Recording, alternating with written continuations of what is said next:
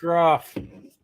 Yeah. All right, 99.9 Punk World Radio FM. You guys already know what time it is. And right here, we're actually joined by a band that's actually local to our radio station area. For the first time, we are actually interviewing an amazing band out of Kingston, Ontario, Canada.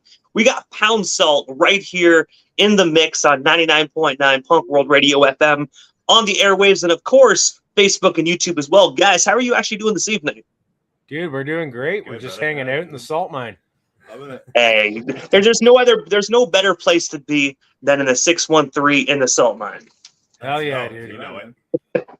How are you? But you guys are very busy individuals, so I'm not going to take you away from your evening too long. But I got to take you back to the beginning of this amazing band, and I have to ask, like, what is the story behind it? And of course, like, what actually made you guys decide to come together as one to form what we know today in 2023 as Pound Salt? Oh yeah. I'll start it off, I guess, boys. Yeah. I started writing and recording music back during the lockdown as a solo artist, and started writing songs that were like more for a full band. Not really having a band though, due to the lockdown, and just kind of reached out over social media and shit like that, and started asking people if they'd be down with kind of playing the instruments on the tracks that I was kind of writing. So the first person I reached out to was Ryan on the bass. Ryan, what's up? What's up? And we connected pretty hard. And hardest thing to find in a city like Kingston is a drummer. And we happened to connect with the best drummer of all time, I think, Des McGill. So me, Ryan, and Des started doing music last year, like June probably, through the demos that I did. And yeah, we started writing stuff and doing music as a three-piece with a need to fill a lead guitar slot. So was looking for a guy for a long time to do that would fit the band and do that would do the, you know, the slot of a lead guitarist and take over some of the shit when I'm singing. So we connected with Joey, and I've known Joe for a long time. And the four of us kind of took off July, August last year as a full band, where they would step in and write stuff, and we would do stuff as a full band. So that's my perspective, I'd say. Yeah, mine's a little different. Yeah, okay. Desi, what you got? Mine's different. See, I've been playing in local bands for a long time, and I used to work with Brittany, who ended up marrying Chris. And she's been trying for some years now to get us together to work on a project. And I remember there's a couple of false starts we had, and I kept chugging along with the other bands I was with. And then I was told by Brittany over and over again, like, Chris is really good. You got to listen to his stuff. I think you guys can really put something together here. Chris sent me Into the Fray, was the first song I got. And as soon as I heard that song, I was like, yes, put me in. Let's do this, coach. Hell yeah. And put us together. But this, to me, was a little bit longer in the making, because Britt had been talking about it for some time, and it was just a couple false starts. You're not wrong, dude. We're not pointing any fingers here, but you're not wrong. A couple false starts. Yeah. But as a four-piece, dude, like, you know, it took us to like a year ago, almost to the day, that we finally started clicking as a band and all met up. We're currently sitting just outside of Kingston, a place called Amherstfield, Ontario. This is where we jam. And this is where a lot of the magic has happened, where we rehearse and we write stuff with Des, Ryan, and Joe, myself. And, you know, there's no hiding a lot of shit. It's almost how we record, how we jam is almost like acoustic, where everybody's very obvious in our mixes. So from the start, we've all kind of been accountable. So from day one, we've all had to know our parts, and we've all had our fair say in the process. So from that point forward, we've kind of become Pound Salt. And also as well, I actually saw on a SoundCloud account that back in 2015, Pound Salt actually had like the opportunity to record with Steve Foley at Audio Valley. I was wondering if you can actually tell us a bit more about that. And of course, what was it like actually recording with Steve in the early days of your guys' career. Yeah, for sure. So that was still me as a solo artist. So Chris Royer from Kingston, represent. What's up? I've been trying to find my groove for a while. My wife Brittany's been instrumental a lot of the process along the way. She's always kind of helped my career, tried to help me, pursue music more and just explore, what I think would be cool, what I think is good, the songs I've written and stuff. So I've worked with Steve in Ottawa, I guess back in 2015, which is dating it, which is crazy because they're 8 years from now.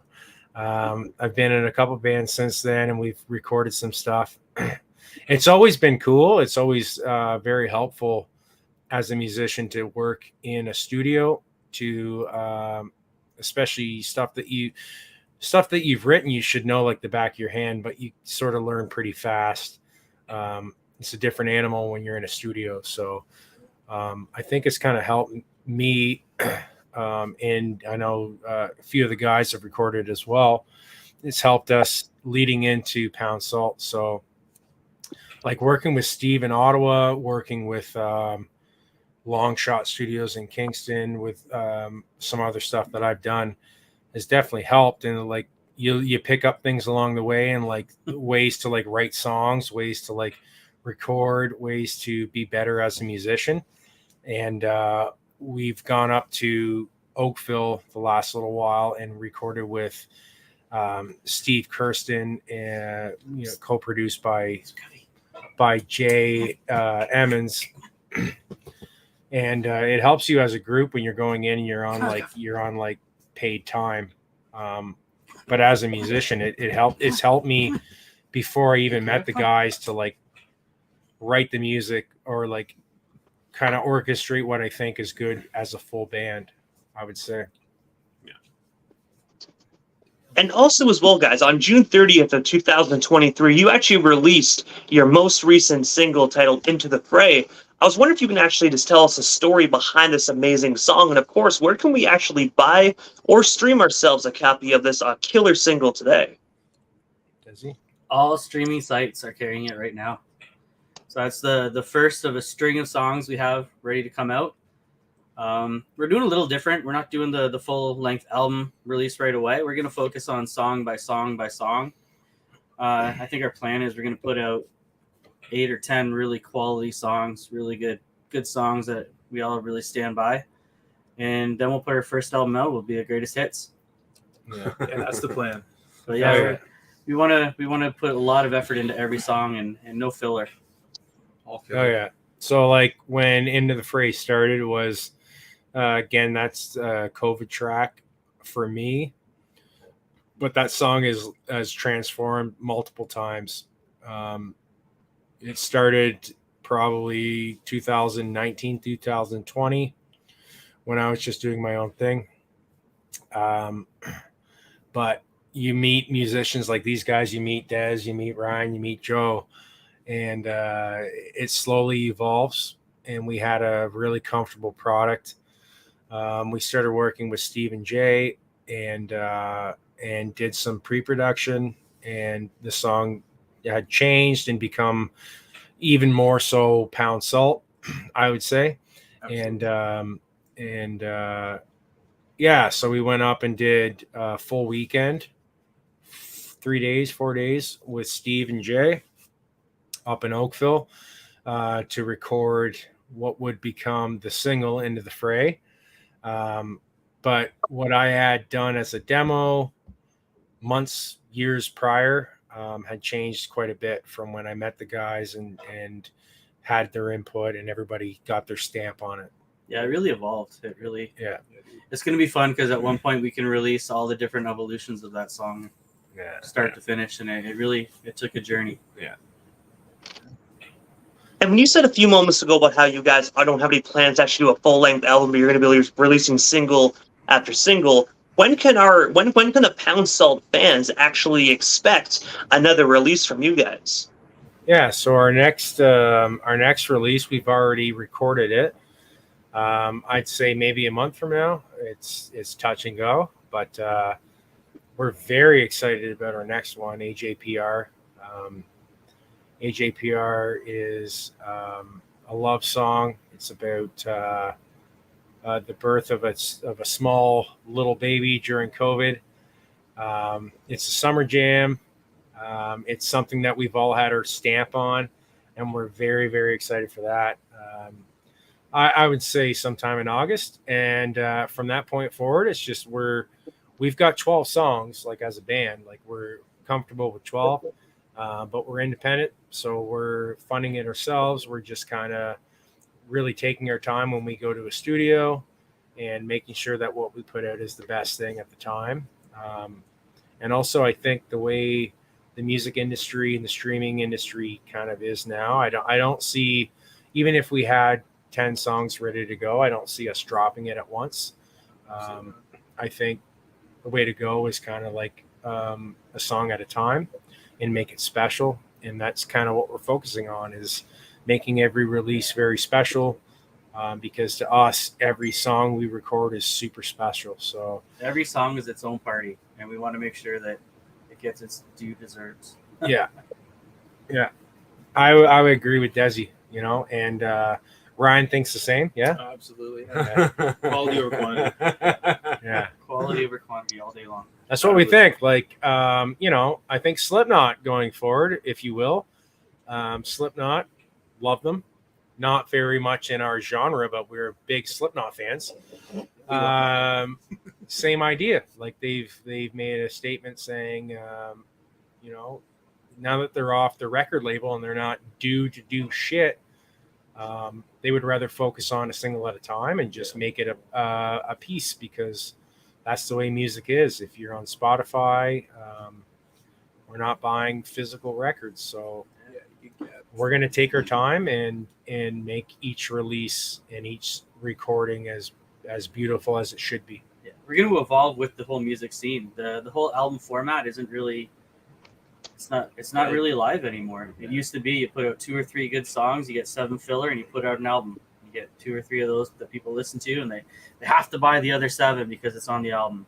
Yeah. That format's kind of old, and we're just want to put out every song as a killer song that we don't need those 7 fillers. We're going to put out a good one after another. I personally want to get all the shit when we put out a song that's not that great. I want people to know right away. I don't want it to be like a song buried in an album. I want people to go, that song sucks. That's not great. Because this is the most mediocre song we've ever released. Yeah. We're not about mediocre. If we're gonna go through the process, we trust everything that we write. So if you see us live, you could hear 12, 13 songs, and maybe 2 or 3 of them are on Spotify, on the radio, on YouTube, but the rest of it is just, this is what we love to do.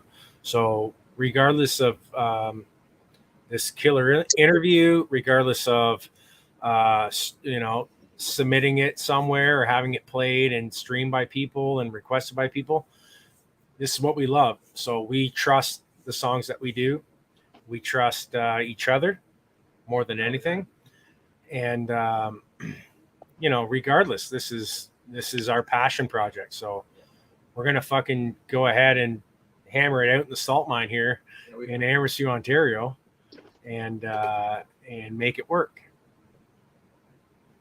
And also as well, on July 5th, so just last week, you guys took the stage with Teenage Bottle Rocket and, of course, legendary band The Queers over at the Mansion out there in Kingston, Ontario. I was wondering if you can actually tell us a bit more about this particular show. And, of course, did you guys get the opportunity to kick it with The Queers before or after your guys' performance?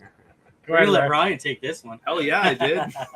Go ahead. Dude, I've grown up listening to those guys since I was a kid. They were one of the reasons I play bass, one of the reasons I play punk rock. So that was a life-changing event for me. That was like, I said to Miguel in Bottle Rocket, I was like, dude, it's like meeting the Rolling Stones for me. So It was absolutely amazing to kick it with those guys and hang out. They were really, really chill, and just they caught our set, which was probably the coolest thing ever, because who would have thought that a band you grew up listening to and skateboarding to would be like, hey, man, you're a cool bass player. Hey, man, your songs are cool. So yeah, that was definitely one of the coolest things we've ever done. Yeah, it was cool. And like we played a lot of stuff and networked quite a bit before then.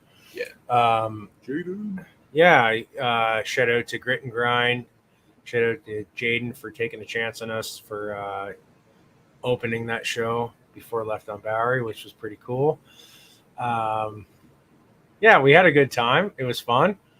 We're a Kingston local band. It was a show coming through Kingston, and a lot of the guys in the band grew up knowing and idolizing the guys in the Queers and Bottle Rocket. And so for like Dez and Ryan, it was a cool set. It was a cool idea. It's one thing to fantasize about playing a show like that. It's another thing to meet your idols. But either way, it was a lot of fun, and it was cool. And I got to play the Teenage Bottle Rockets drum set. That's pretty cool. Pretty Yeah, cool. that's pretty cool. Yeah, very cool. I got to slam them. And honestly, you can't go wrong with that mansion as well, man. So many amazing bands and artists have came through the mansion and played on that stage, man. And honestly, in my honest opinion, it's like the House of Blues of Kingston. For sure. Oh, Yeah, absolutely. Yeah, they've stayed strong as like a local classic for putting on shows for years. They're a gem in Kingston for sure. Yeah, they support the scene really well. They know how to make you sweat. Yeah, it was a bucket that night. Yo, dude, when we played with Bottle Rocket and the Queers, it was like, yeah, you're Ontario, so it was like fucking 37, 38, 40, outside. And then they packed it. It was crazy. That shit was hot. It was like 50 in there easily. Packed it with crusty punks that were moving around. So Yeah, the it room was- was warming up a little It bit. was very hot. It was Taste good. everyone's breath. It was Hot and great. sweaty. It was like more like sweat and grind. Yeah. Yeah. More like sweat and grind. But yeah, great show, man. It was really cool playing with those guys for sure. And I gotta say, I definitely agree as well, because obviously we're only about like an hour apart, realistically. So, I mean, I think this is probably the hottest summer we've actually had in years, in my honest opinion. Hell yeah, dude. Yeah. And we got to play upstairs in the mansion. It was fucking With great. no fucking air. So get this, they got 3 levels, Yeah. 2 of which are air conditioned. Yeah. That one's not. So we went upstairs. So we played upstairs at the mansion, which is fucking awesome. We love the mansion. We love everything they do. Like a business in Kingston. It's a medium-sized city, I'd say, and they survived a pandemic as a music-centric venue. Yeah. Music 7 days a week, really fantastic. And we got to play with fucking legendary bands like the Queers, the Bottle Rockets, and we played upstairs, and we played kind of early, so it was still light out, and we went up and played, and it was fucking smoking hot. Yeah. And then we went outside to kind of cool off, and we're like, it actually feels cool out here, which is crazy.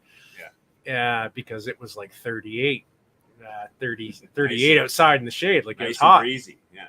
And then we went upstairs to kind of hang out and watch the rest of the bands. And it was like, dude, it was like a fucking jungle. Dude, the floor was wet. It was smoking hot. I lost weight. Yeah. Des ran the merch table. My man Des here. And I had to leave multiple times because it was just fucking, my glasses fogged, like it was so hot. Yeah, I mean, I don't blame you as well, especially if your glasses are fogging at the merch table. Anyone can just walk up and swipe a T-shirt or swipe a CD or something. I'm sure people were walking it with handfuls of stuff. I couldn't see it. Hell yeah. Anybody that was there, you guys definitely missed the opportunity to get free merch. all jokes aside. But honestly, guys, obviously I know you guys are in full swing. You literally just came off this amazing show with the Queers and the Bottle Rockets. You got this amazing single that's currently tearing up the charts currently right now. But what is next for Pound Salt? Like, is there anything we happen to miss during this evening's interview? Anything else you guys still want to touch on, talk about, or promote? Yo, so we got a sweet show with the Creep Show. We've had the honor of playing with the Creep Show a couple times, and this show in Kingston is going to be August 18th, which is a Friday.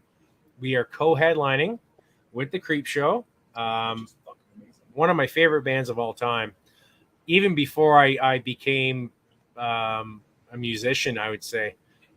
I've always liked the fucking horrorcore, rockabilly, psychobilly, and the vocalization of this band. So yeah, August 18th at the Mansion. We're very fortunate to play with the Creep Show and co-headline.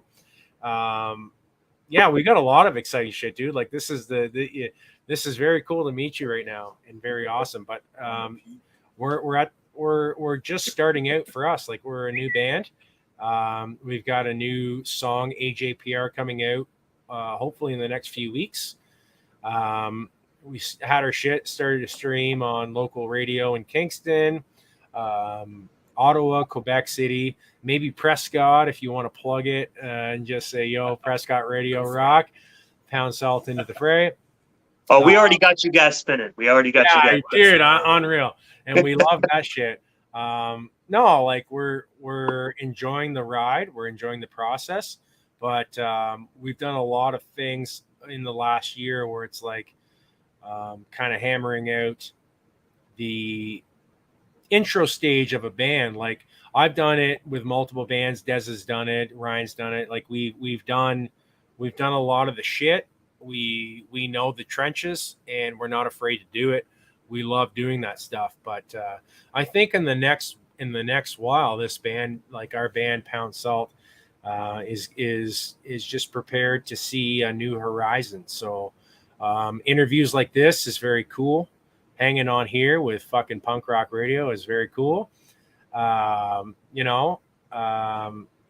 see what happens. AJPR, we got a show August. We got a couple exciting shows coming up that are not announced yet. But if you follow Pound Salt on social media, you might see what's going on. And we're just looking for the horizon. We're just looking to go up and up. And we also got a user-submitted question here from Brittany Lovelock asking, what is the hardest song for you guys to actually play? Shit. Brittany Lovelock. That name sounds hot. Familiar. I don't know that person. She sounds like somebody that would work at the mall. That name sounds attractive. First off, Brittany Lovelock, how you doing? This is Chris from Pound Salt. The hardest song to play live, I would say any song when you're in an attic at 40 plus degrees.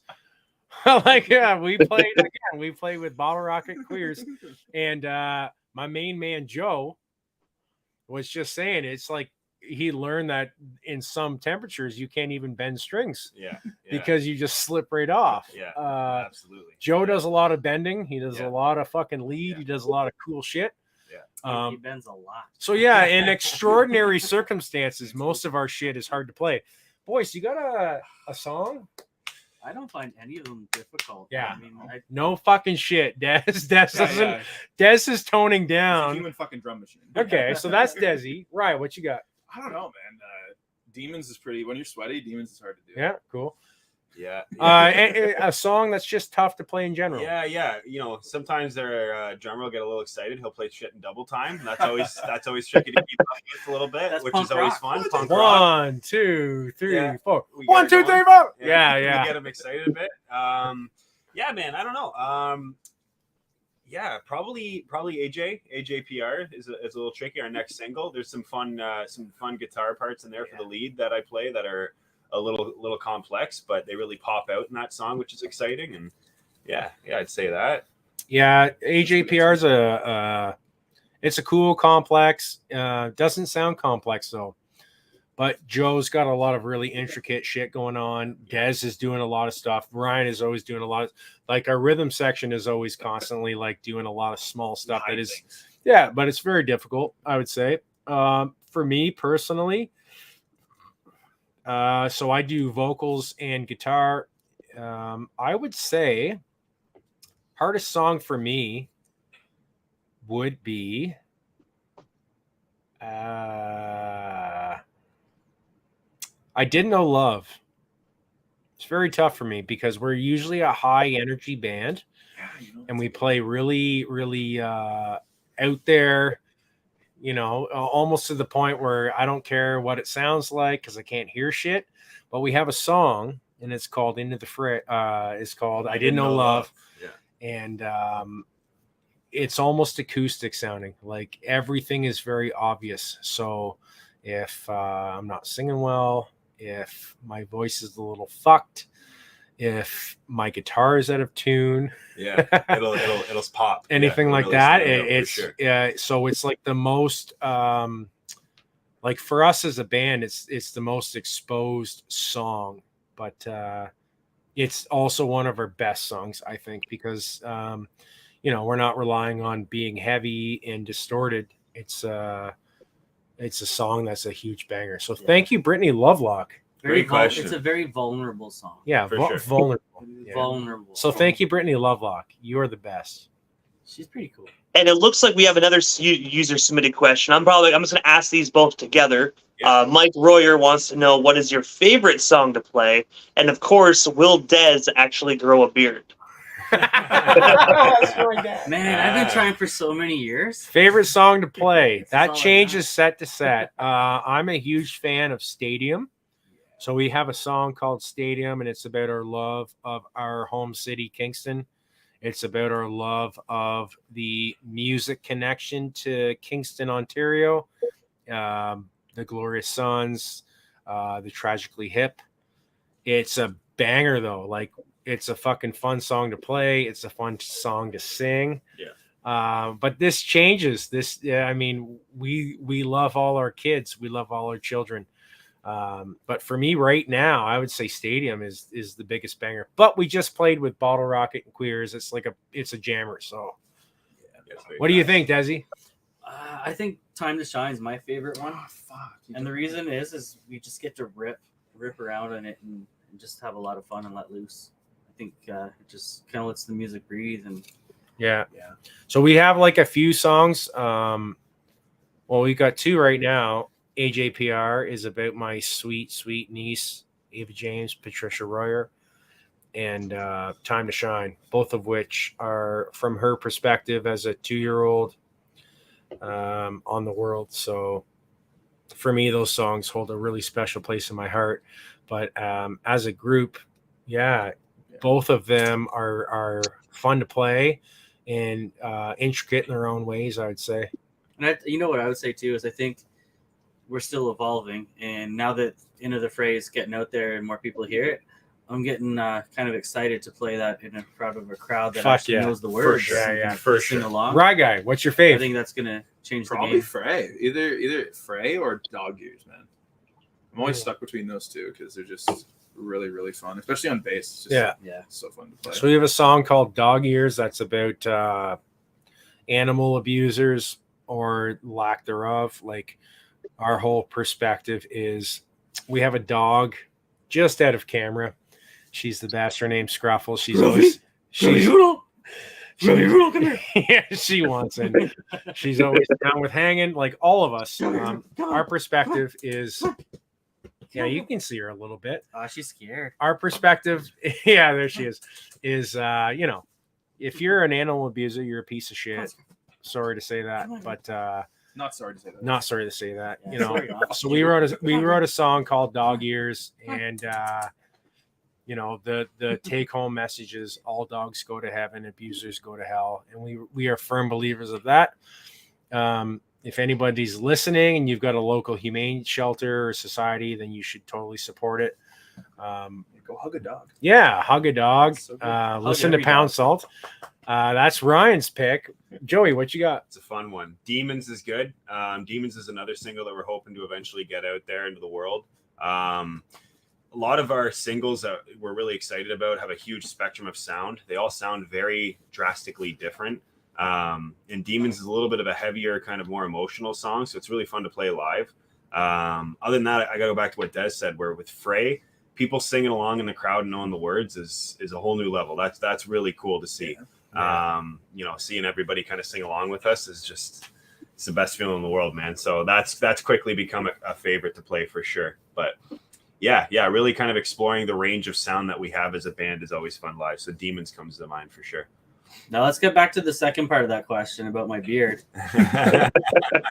No. Nope, can't do it. Yeah, he makes up for it up top. He knows what's going on. Yeah, you guys will just call me Patchy. Yeah. Mike That Royer, right there is probably the record-setting fastest question to be answered on Punk World Radio FM. Just no. That right there is the record-setting. No one can beat that. I just want to turn around and ask Mike, anonymous person, what's your beard like?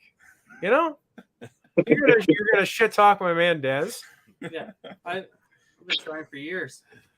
It's pretty good. I feel like He could if he wanted to. at one point when I was a small child, I was at the Trenton Air Show.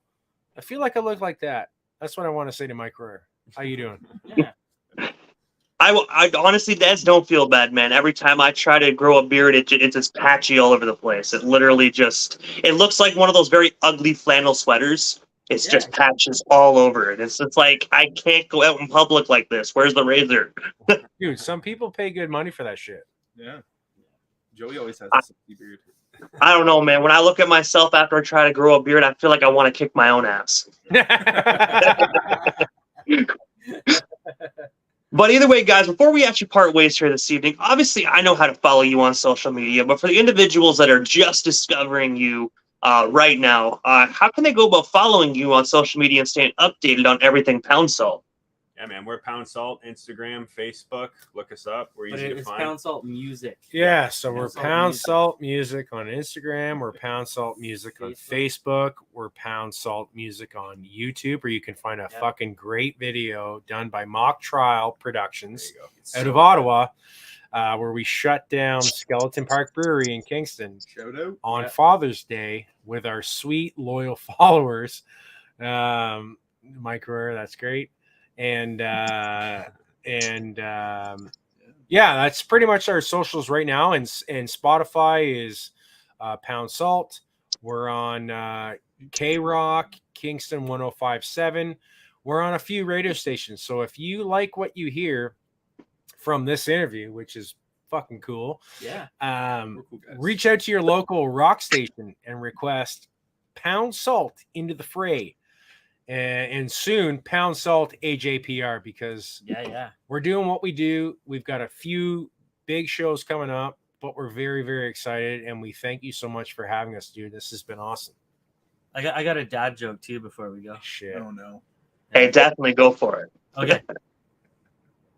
What do you call an empty bottle of Cheese Whiz? I have no clue, but I'm afraid to ask what. But fuck it, what? Cheese Whiz.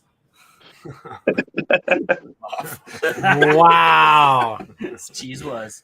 It's cheese was. Was it ever actually fucking cheese though? Like, it's so processed. So good.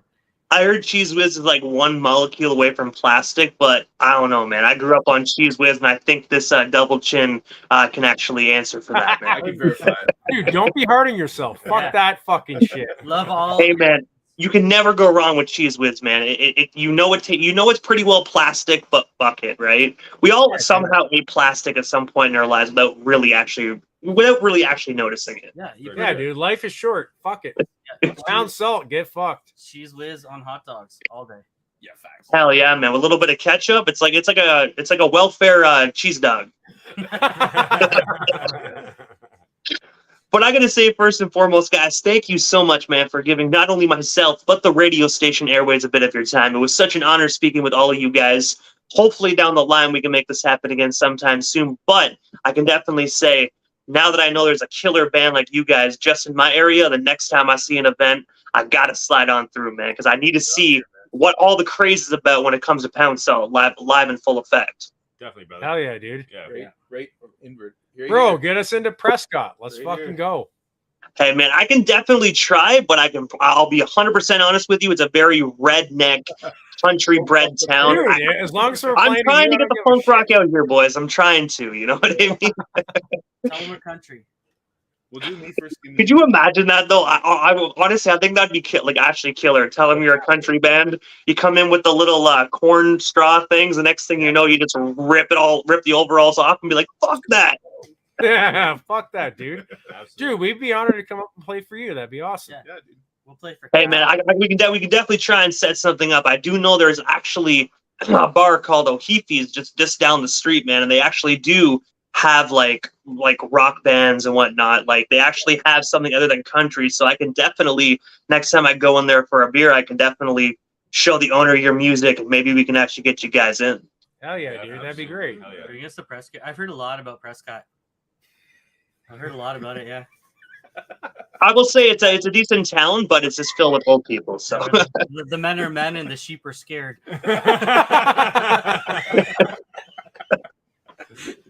Bring us out.